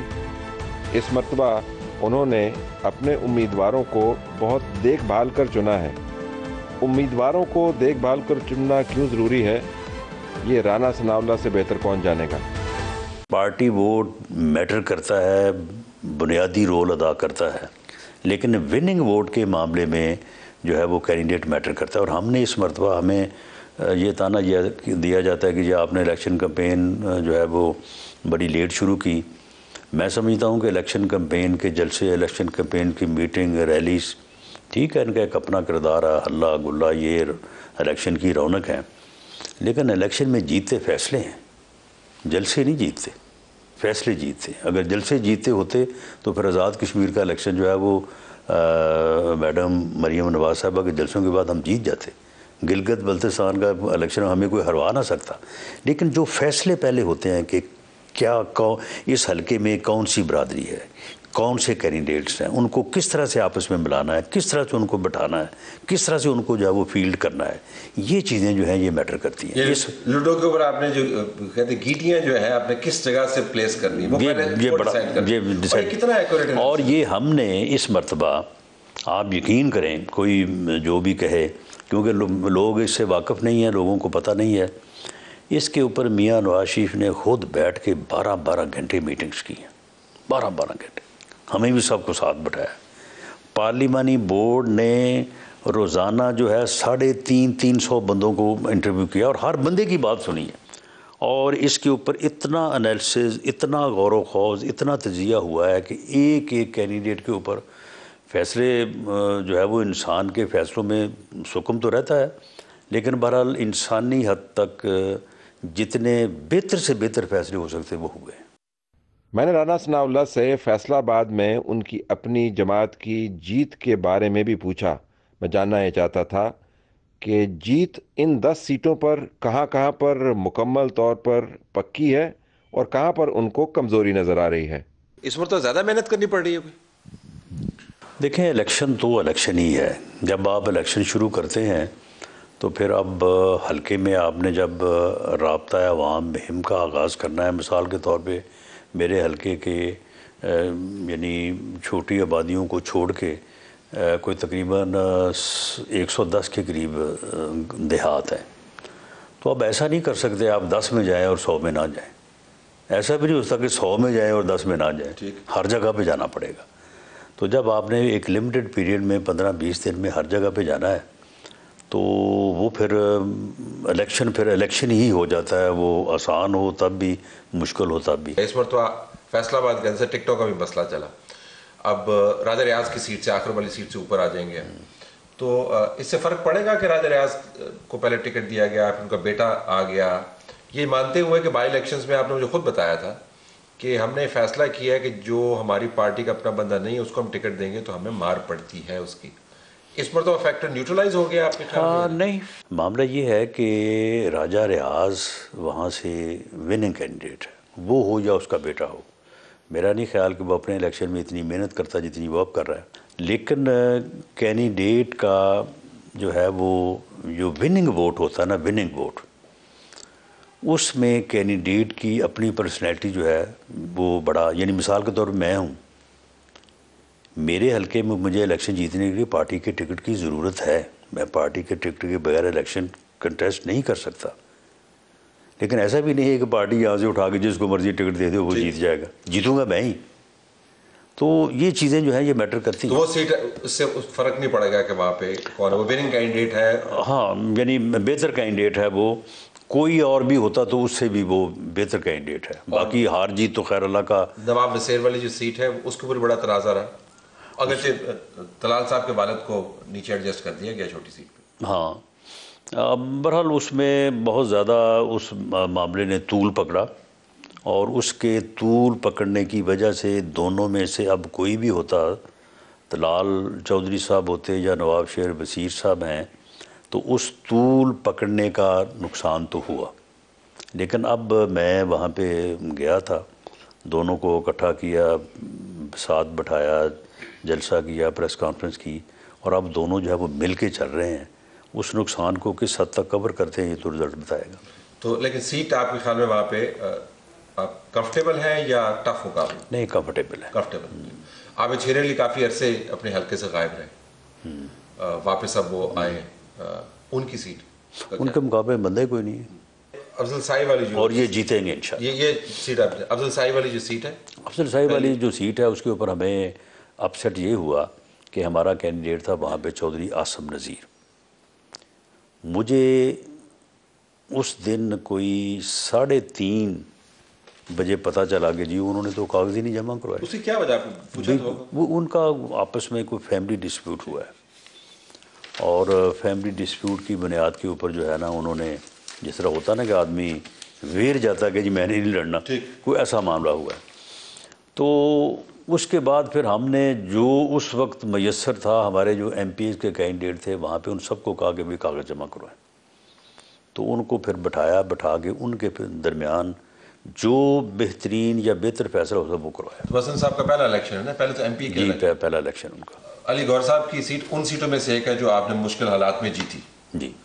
वो सीट इस वक्त तगड़ी है। तो ठीक, हुमायूं अख्तर साहब, नहीं, हुमायूं अख्तर साहब का ज़रा हल्ला गुल्ला पैसा पूसा वहाँ पे है, लेकिन उसकी बड़ी डीप रूटेड है वो, और वो सीट बड़ी कंफर्टेबल है, इंशाल्लाह वो जीतेंगे हम सीट। वो भी पक्की। और मनान साहब वाली सीट जो है, मनान साहब वाली सीट जो है वो मुकाबले में बधा ही कोई नहीं है, वो भी पक्की है। और कासिम वाली सीट जो है, कासिम फारूक वाली में देखें कुछ जगहों पे इन्होंने अजीब काम किया है। यानी एक तरफ तो ये कहते हैं कि जी 9 मई जो है ये हम तो, ये तो साजिश हुई है, हमें 9 मई में किसी ने फंसा दिया है, ये कर। जिस बंदे ने 9 मई के वाक़या से डिस्टेंस किया है, जिस बंदे ने किसी दर्जे पे भी हल्की फुल्की भी मजम्मत की है, या जिस बंदे ने उस मौके पे ऊपर खामोशी इख्तियार की, इन्होंने चुन चुन के उन बंदों को साइड पे किया। यानी इट मीन्स कि इनके मतलब जो ये कहा जा रहा है कि ये वही टीम है जिसने 9 मई बपा किया, और ये अपनी उस सोच से, अपनी उस जिहद से हटे नहीं हैं। ये 100% नहीं, 1000% दुरुस्त है। वहाँ पे जो कैंडिडेट हो सकता था, अगर वो होता तो मेरा ख्याल है कि फिर भी हम जीते, लेकिन बड़ा कंटेस्ट होकर जीते। तो अब वहाँ पे इन्होंने जो है वो बिल्कुल जो आदमी दिया है, वो आदमी वहाँ पे मेजर बरादरी जो है वो जाट हैं और अराई हैं, तो वो जो है वो मलक है, तो मुश्किल है वहाँ से उसका कंटेस्ट करना। 9 मई का असर जो है वो हामिद रज़ा जैसे कैंडिडेट्स के ऊपर भी पड़ा है, इल्ज़ाम भी लगा उनका, फिर वजाहतें भी देते रहे, लेकिन अभी वो कंटेस्ट कर रहे हैं। आप कंटेस्ट कर रहे हैं, उसका असर पड़ेगा आपके ख्याल में? पब्लिक ओपिनियन का भी हमें पैमाना देखना होगा कि एक शख्स जो है, आपने 9 मई का जिक्र किया ना, मुझे वैसे याद आ गया कि क्या उसको वोट पड़ता है, नहीं पड़ता, कितना वोट पड़ता है। या देखिए तलत साहब, केयरफुली 20 से 30% वोटर जो है वोकल होता है। 70% वोटर ऐसा है जो बताते ही नहीं है कि मैंने वोट किसको देना है। ये हर हल्के में है, ये हल्का ऑलमोस्ट, यानी आप किसी जगह पे 30 की बजाय 35-40 कर लें, किसी जगह पे 20 कर लें, लेकिन 30 का फिगर जो है ये वोकल होता है। ये बताता है कि मैं किसके साथ हूँ। ये जो है वो नारे भी लगाता है, जलसे में भी जाता है, जुलूस में भी जाता है, ये सारा करता है। 70% वोटर ऐसा है वो तो बताता ही नहीं किसी को कि मैंने वोट किसको देना है, और उसकी कोई कंसिडरेशन नहीं होती एज सच। वो देखता है कि मेरा काम कौन करेगा, मेरे मसले को हल कौन करेगा। वो बरादरी को भी देखता है, वो तल्लक को भी देखता है, वो दोस्ती को भी देखता है, उसे को आगे सिफारिश कर दे उसको भी वो मानता है। तो मामला ये है कि इस 30% में से कोई पार्टी जो है वो 15-20% है, कोई पार्टी जो है वो 5-10% है, कोई 1% है, कोई 1.5% है, कोई 2% है। तो वो 30% में ही है ना। इसमें अगर PMLN का वोट जो है उसकी परसेंटेज बिल्कुल बेहतर है, वो कोई कम नहीं है, लेकिन वो इतना अग्रेसिव नहीं है, एंग्री नहीं है। जबकि PTI का जो है वो बड़ा एंग्री है, वो बड़ा वोकल है। तो वो जो वोकल है वो है तो वो 30% का ही जो है ना, वो 10% होगा, 12% होगा, उसी के अंदर घूम रहा है। लेकिन फैसला 70% नहीं, फैसला 70% नहीं करना। सो ऑल टुगेदर फैसलाबाद जो चंक सीट्स है, सेकंड लार्जेस्ट सीट्स है पंजाब के अंदर, लाहौर के बाद 10 है। 10 है। हाँ। तो कितनी यानी जिले 10 में से हम 7-8 और सूबाई से 21 में से अगर 8 हैं तो 16 हो जाएंगी, 7 हैं तो 14-15 हो जाएंगी।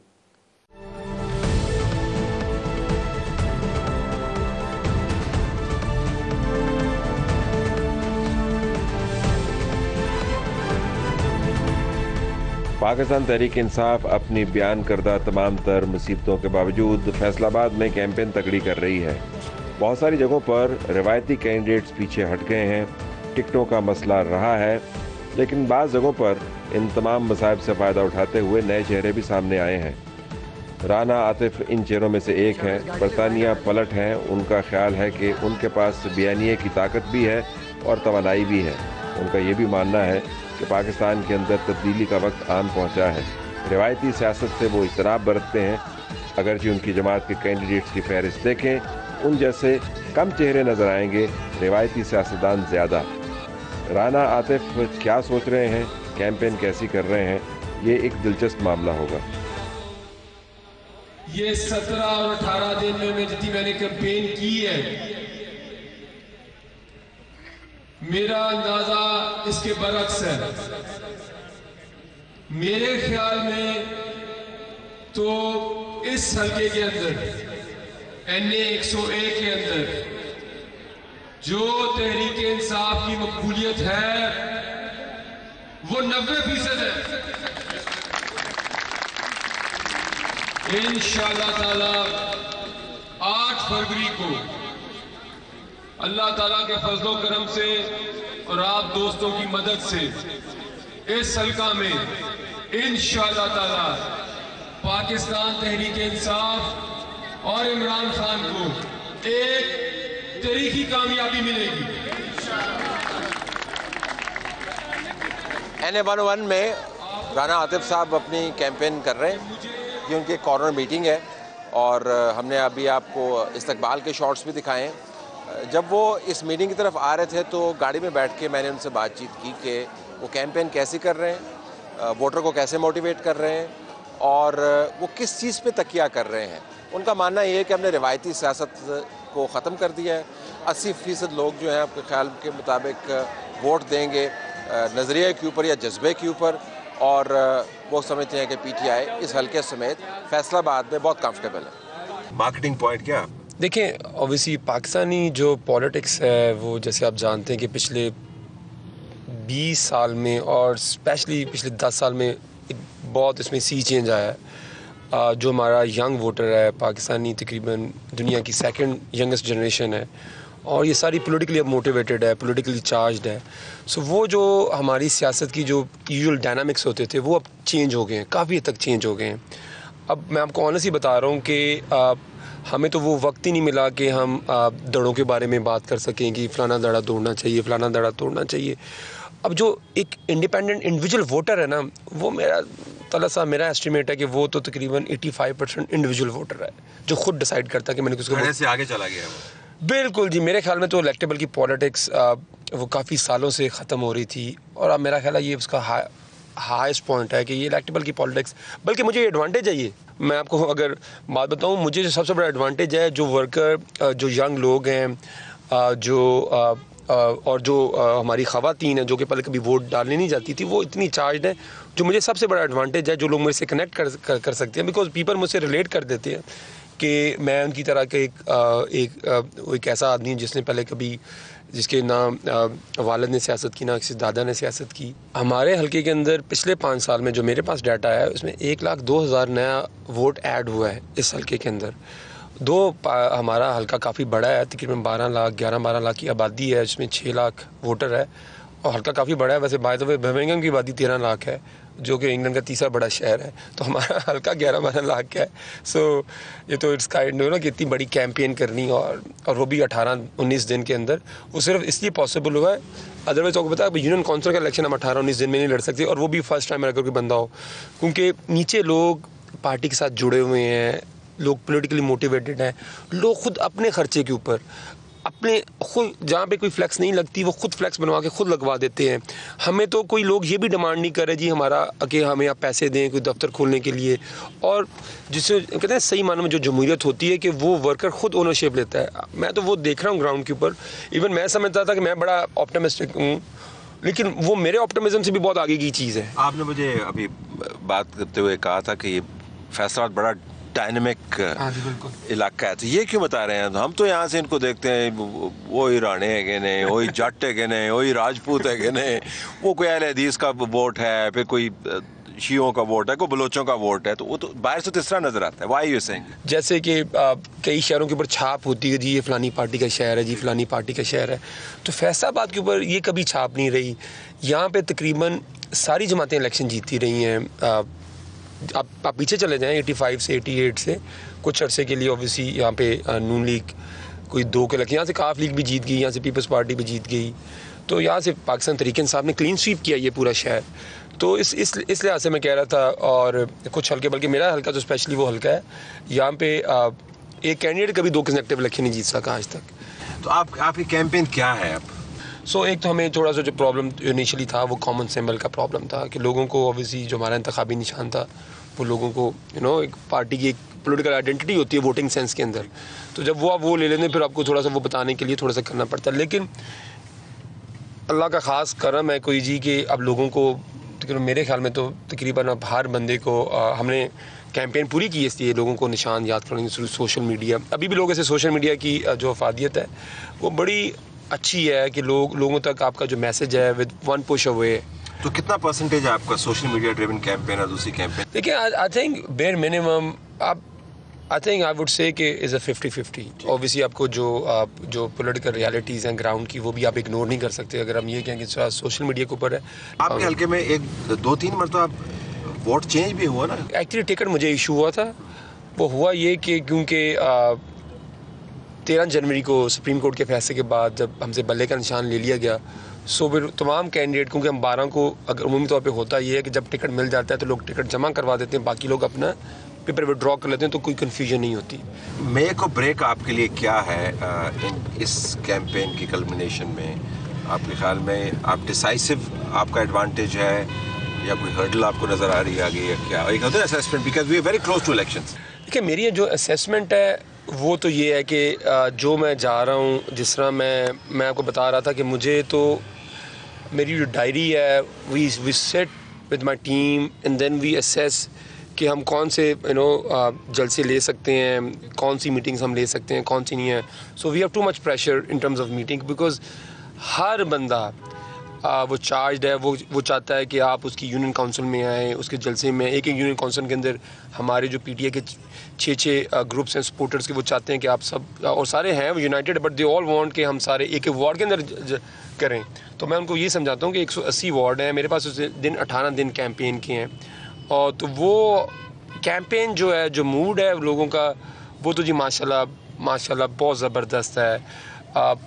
इतनी पजीराई है और हमारी जमात की और खान साहब की कि वो तो लोग सिर्फ दीवाना वार लोग उमड़ आते हैं, हर जगह जाते हैं। सो एक तो वो जहाँ तक वोटर का ताल्लुक है और सपोर्ट का ताल्लुक है, तो हतमी फैसला तो आवाम का ही होगा, लेकिन जो मुझे मूड नज़र आ रहा है उसमें तो ये जी काफ़ी वो है, काफ़ी वन साइडेड है। One sided obviously in your favour. This is what I mean.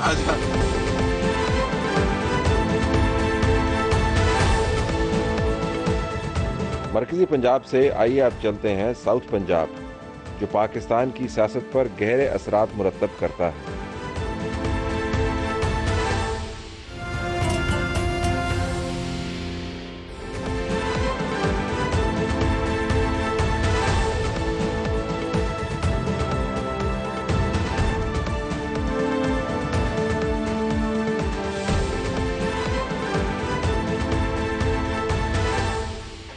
Punjab के पावर लूम्स के हब से निकल के अब हम साउथ पंजाब के स्पिरिचुअल हब के अंदर आ गए हैं। साउथ पंजाब के हकायक बड़े दिलचस्प हैं।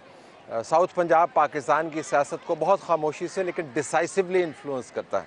अगर आपके सामने चंद मैं हकायक रखूं तो आपको हैरानी नहीं होगी, लेकिन रिमाइंड करवाने के लिए 2018 में तहरीक इंसाफ ने इस साउथ पंजाब से, जिसकी तकरीबन 40 कौमी असम्बली की और 95 सूबाई असम्बली की सीटें बनती हैं, 34,88,000 के लगभग वोट लिए और 24 कौमी असम्बली की नशिस्तें उठाईं। आपको जान के ये हैरानी होगी कि 2013 के इंतखाबात में तहरीक इंसाफ की यहाँ से सिर्फ एक नशिस्त थी और उसके वोटों की तादाद 15,40,000 के करीब थी। यानी 4-5 साल के महदूद अरसे में सिर्फ साउथ पंजाब में आने से या इंग्रेस करने से या वहाँ के इलेक्टेबल से नाता बनाने से तहरीक इंसाफ ने 19 लाख के लगभग वोटों में इजाफा किया। नून लीग की इसके बरक्स कैफियत ये थी कि 2018 में उनकी नशिस्तों की तादाद 11 थी और हासिल करदा वोट 26 लाख के करीब थे। अगर 2013 के आप आदाद शुमार देखें तो साउथ पंजाब से नून लीग ने 35 लाख के लगभग वोट लिए थे और कौमी असम्बली की नशिस्तें 24 के करीब थीं।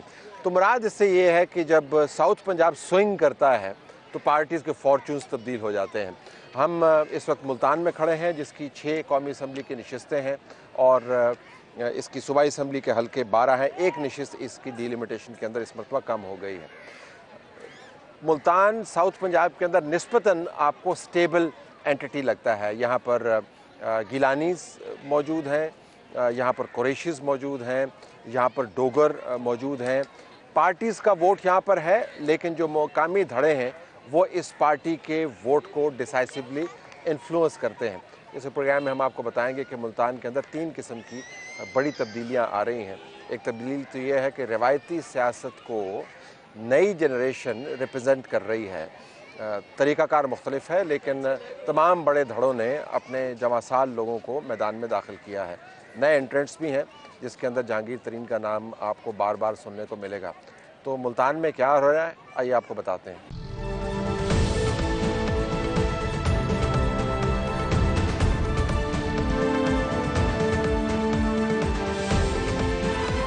पाकिस्तान तहरीक इंसाफ में अगर सियासी तौर पर सबसे ज़्यादा किसी का नुकसान हुआ है तो उनका नाम है शाह महमूद कुरैशी। कहाँ मुल्क के प्राइम मिनिस्टर बनने के ख्वाब देख रहे थे और कहाँ अब बहुत संजीदा केसेस में जेल काट रहे हैं। शाह महमूद कुरैशी के मसाइल का आगाज़ मुकदमात से नहीं हुआ, ना ही साइफर केस से हुआ। आपको जान के हैरत होगी कि शाह महमूद कुरैशी का पंजाब के अंदर चीफ मिनिस्टर बनने का रास्ता एक नए नवेले सियासतदान ने रोका। उसके बाद शाह महमूद कुरैशी की सियासत को जवाल हुआ, पंजाब के अंदर चौधरी छा गए। मरकज़ में शाह महमूद कुरैशी के पास कोई जगह मौजूद नहीं थी। आहिस्ता आहिस्ता उन्होंने अपने आप को इमरान खान के साथ नथी कर लिया और फिर साइफर की किश्ती में बैठकर डूबते चले गए। अगर ये छोटी सीट शाह महमूद कुरैशी जीत लेते तो शाह महमूद कुरैशी की किस्मत बिल्कुल मुख्तलिफ होती। शाह महमूद कुरैशी को गिराने वाला सलमान कौन है? ये बताएं कि पिछली मरतबा आपने शाह महमूद कुरैशी को पंजाब से निकाला हिरा के, इस मरतबा आपका डिज़ाइन क्या है? वो तो चले वन ऑफ हो गया, अब कैंपेन का मकसद क्या है? क्या करना है कैंपेन करके आपने? जी बिस्मिल्लाहिर्रहमानिर्रहीम। बिल्कुल शाह महमूद कुरैशी साहब को 2018 में हराया, अल्लाह ताला की मेहरबानी थी। उसके बाद दोबारा एक ज़िमनी इलेक्शन हुआ, वो जीत गए। तो जब नॉमिनेशन पेपर फाइल करने गए तो मैंने शाह महमूद को पैगाम भिजवाया, मैंने कहा जी अब फाइनल है और 1-1 हो गया है और अब फाइनल खेलते हैं, देखते हैं। तो लेकिन हुआ ये कि बिल्कुल आखिरी मोमेंट पे उनके बेटे और उनकी बेटी ने अपने नॉमिनेशन विड्रॉ कर लिए और उन्होंने कोई और अपना अनाउंस जो गैर मामूली अमूमन बड़ी सीट पर वो एक और दूसरी सीट पर वो दूसरे लड़ते हैं, तो ये छोटी सीट क्यों छोड़ी आपके ख्याल में? मेरा ख्याल है कि अभी हालात शायद उनको नज़र आ रहे थे कि दोबारा एक दफ़ा अपसेट हो सकता है, और बल्कि अब तो वो अपसेट नहीं रहा, 2018 में तो अपसेट था। शायद वो अभी फाइनल जो है ना वो समझते थे कि खेलने के लिए हालात साजगार नहीं है, इस वजह से शायद भाग गए। शाह महमूद कुरैशी को आपने हिराया और उसके बाद उसका रास्ता बंद हुआ सीएम बनने का, और उसके बाद पंजाब के अंदर जो कुछ हुआ वो एक तारीख है। फिर आप जैन से हारे, वो इलेक्शन कैसा था? उसके अंदर क्या क्या मसाइल थे आपके लिए? तलत भाई उसमें बड़ा वो इंटरेस्टिंग इलेक्शन था। पंजाब का मुश्किल तरीन इलेक्शन जैन उसे खुद बहुत दफ़ा कह चुके हैं मीडिया पे कि मैंने पंजाब का सबसे मुश्किल इलेक्शन लड़ा, और वो मुश्किल दरअसल मेरे लिए था क्योंकि पूरे पाकिस्तान के जो सारे फेमस पर्सनालिटीज़ थी, पॉलिटिशियंस थे पीटीआई के, अली मोहम्मद ख़ान, कासिम सूरी, आज़म सवाती, जरताज गुल, मुराद सईद, सब लोग मुल्तान में आए हुए थे मेरे खिलाफ इलेक्शन लड़ने के लिए। और मुल्तान के जितने एमएनए जरा पता चले कि उनके हल्के नहीं वो क्या कर रहे थे। यानी यहाँ पर जितनी पठान बरादरी थी सबके घर आज़म सवाती साहब जा रहे थे, अली मोहम्मद ख़ान साहब जा रहे थे, और वो उस टाइम एक यानी हाइप बनी हुई थी उनकी असेंबली में, जो अली मोहम्मद ख़ान ने स्पीच की थी वो फेमस हुई हुई थी। कासिम सूरी ने वो रिजेक्ट की थी जो अदम एतमाद वाली तहरीक, उस वजह से वो फेमस हुए हुए थे। तो वो लोगों के पास उनको लेके जा रहे थे, एक एक घर में जिनके 5 वोट से उनको आज़म सवाती जाके मिलेगा तो वो अट्रैक्ट तो थोड़ा सा होगा। तो पूरे मुल्तान के जो बाकी एमएनएज एमपीएस थे उनके जिम्मे एक एक यूनियन काउंसिल लगाई हुई थी, स्पेशली टारगेट करके उन्होंने जो है ना सब लोगों ने मुझे पकड़ा है समझ लें, और फिर पकड़ के जो है ना उन्होंने मुझे इस तरह से इलेक्शन लड़ा है। तो अगर 1-1 उस टाइम भी मुकाबला होता जैन और मेरा, जैन अपनी मेहनत करता, मैं अपनी मेहनत करता, तो कोई इतना फ़र्क नहीं था, वो फ़र्क आराम से कवर हो सकता था। बहुत कम होता है कि एक जवां साल आदमी जो है ना एंट्री डाले इतनी बड़ी सीट पलटा के। ये कैंपेन का कमाल है, कोई और बीच में इश्यूज हैं? क्या क्या करते क्या हैं आप? मतलब मैंने आपको कैंपेन कैसे करते हैं? मैंने आपको दिखाए हैं अपने फुटेजेस अपने जलसों के। अब देखें बाकी तो सारे नतीजा हो गया ना, पीछे बैक एंड पे मैनेज कैसे करते हैं?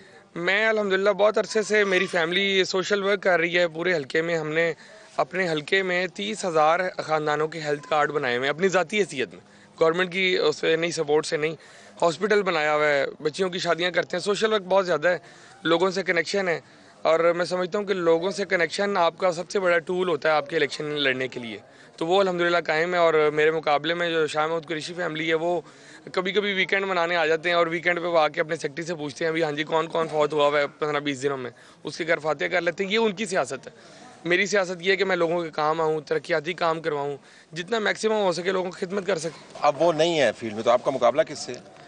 मेरा मुकाबला अब दरअसल जो है ना वो अल्लाह ताला ने बड़ी मेहरबानियाँ की हैं मेरी ज़िंदगी में, मुझ पर एक बड़ी मेहरबानी ये कर दी है कि मेरा मुकाबला अब इस तरह के लोगों से है जो मुल्तान के बैड रेपुटेशन में वो शामिल होते हैं, यानी क्रिमिनल एक्टिविटीज़ में इन्वॉल्व हैं। तो ये मैं गिलानी ख़ानदान का भी शुक्रिया अदा करता हूँ कि पीपल्स पार्टी का टिकट ऐसे बंदे को दिया, और मैं शाह महमूद का शुक्रिया अदा करता हूँ जेल में बैठे हुए कि उन्होंने ऐसे बंदे को टिकट दिया, मेरा रास्ता आसान किया, उनकी बड़ी मेहरबानी, बहुत शुक्रिया। तो डिलिमिटेशन का भी शुक्रिया अदा करें कि जो आपकी अपनी पार्टी के लोग थे जो कह रहे थे कि नवा नवेला मुंडा कितने हैं, वो यूसीज निकल गए हैं आपके हल्के से, या आपने निकलवाई है खुद ही हो गया? नहीं, मैं तो एक बहुत शरीफ सा बच्चा हूँ, और मैं मेरा ये काम नहीं है मैं डिलिमिटेशन में मैं करवाऊँ, वो तो खुद से हुई हैं और ऑटोमेटिकली हो गई हैं। सो ये वेल सेटल्ड नाउ अल्हम्दुलिल्लाह।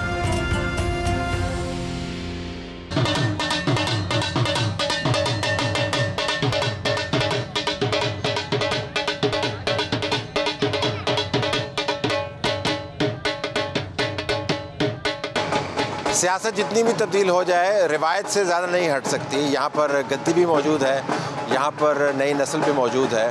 हम खड़े हैं NA 151 के अंदर, और ये तमाम के तमाम लोग जो हैं मूसा गिलानी का इंतज़ार कर रहे हैं। यूसुफ रज़ा गिलानी की एक बड़ी कंट्रीब्यूशन है सियासत में, लेकिन अब हमें लगता है कि आहिस्ता आहिस्ता नई जनरेशन ने पुरानी सियासत के अंदाज़ नए तरीके से अपनाने की कोशिश की है। लेकिन असास सियासत की यही है कि आपने हलकों में जाके लोगों से बात करनी है। मूसा यहाँ से पहली मरतबा इंतखाब लड़ रहे हैं, कांटे का मुकाबला है, एक तरफ डोगर है, दूसरी तरफ मेहरबानों है।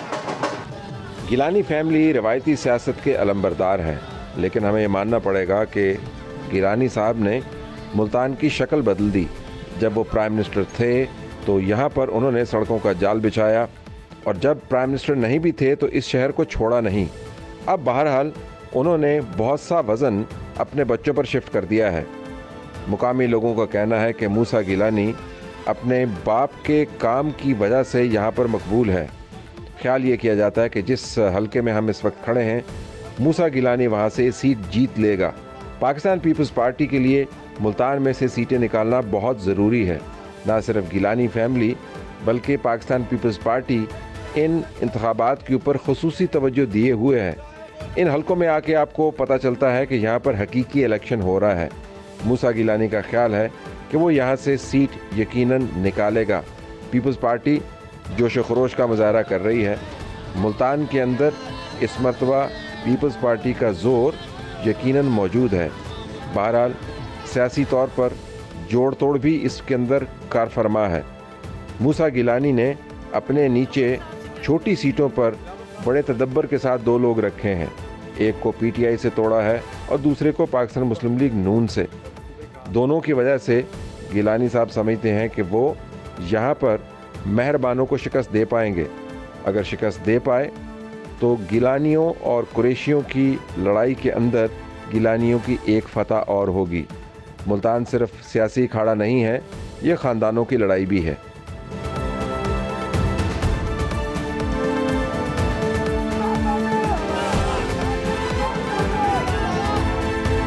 हमने कोई जुर्म नहीं किया, हमने सिर्फ इलेक्शन में हिस्सा लिया है। मेहरबानों के पास बताने को बहुत कुछ है। उसके पास अपने वालिद की डिस्क्वालिफिकेशन है, पाकिस्तान तहरीक इंसाफ के बारे में जो बयानिया डेवलप किया गया है उसको बार बार दोहराने का मौका भी है। लेकिन मेहरबानों खातून होने के नाते बहुत सारी जगहों पर पहुंच नहीं सकती। कैंपेन उनकी हल्की फुल्की और फीकी है। ख्याल ये किया जा रहा है कि अगर कैंपेन के आखिरी घंटों में भी हालात ऐसे ही रहे तो मेहरबानों तमाम तर बयानिए की ताकत के बावजूद ये सीट हार सकती हैं। साउथ पंजाब वैसे तो रिवायती सियासत का गढ़ है, लेकिन इस मरतबा आपको एक बहुत बड़ी तब्दीली नज़र आती है।